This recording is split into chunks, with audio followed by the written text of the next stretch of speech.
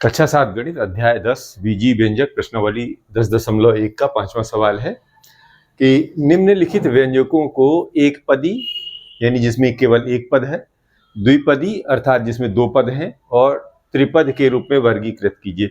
जैसे एक पदी, द्विपदी, त्रिपदी हम पढ़ चुके हैं कि जब किसी संक्रिया के द्वारा अलग किया जाएगा कोई पद तो वहां से दूसरी की गिनती शुरू होती है। इसी तरह और भी जोड़ते जाएंगे तो द्विपदी और त्रिपदी होते जाते हैं। तो अब ये जो दिए गए हैं इनमें से हमको छांट के बताना है कि कौन किस पर लागू होता है। तो शुरू करते हैं। ये 12 है इसमें, तो 4y ऋण 7z।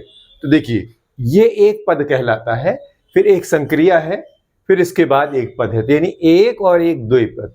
तो ये दो हो गए, तो ये कहलाएंगे हमारे को, ऐसे इसका लिखेंगे तो ये हो जाएगा द्विपद। इस तरह हमें इसको छांटना है। यहां पर देखेंगे केवल y² है और ना पहले और आगे पीछे कुछ नहीं है, तो ये कैसा हो जाएगा, ये एक है, सो एक पदी, एक पदी। यहां पर देखेंगे x धन y ऋण xy, यानी एक पद ये, दूसरा ये और तीसरा ये पद, यानी कि ये हो गया त्रिपद, द्विपद और ये त्रिपद। ठीक है, एक पदी या एक पद भी लिख सकते हैं, एक पदी लिख लो, चलो ठीक है, जैसा लिखा है वैसे लिख लेते हैं। यहां पर देखेंगे 100 मतलब 100, केवल इसमें कोई और संक्रियाएं नहीं है, तो ये केवल एक पद कहलाएगा, यानी कि एक पदी। यहां पर देखिए AB ऋण A ऋण B, यानी एक इधर है, ये दूसरा और ये तीसरा, यानी तीन पद हो गए यहां पर। तो तीन पद को कैसे लिखते हैं, त्रिपद लिखते हैं, त्रिपद। यहां पर देखेंगे 5 ऋण 3t, 5 अलग है, ऋण 3t अलग है, यानी एक और एक दो पद हैं, तो हम इसको लिखेंगे द्विपद।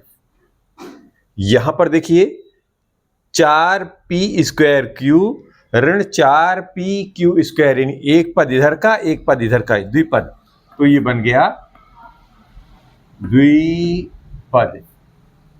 यहां पर देखिए 7mn क्या है, एक ही केवल पूरे गुणे के साथ में है, तो ये एक ही पद में आ जाएगा, तो ये आ जाएगा एक पदी।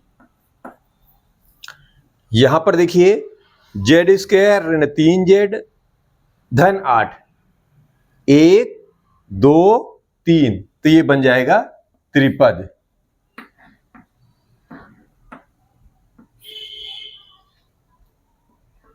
यहां पर देखिए a² धन b², a² b² यानी एक और एक दो, द्विपद।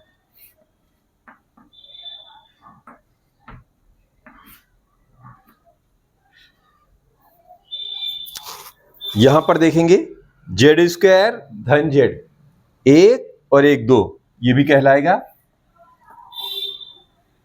द्विपद।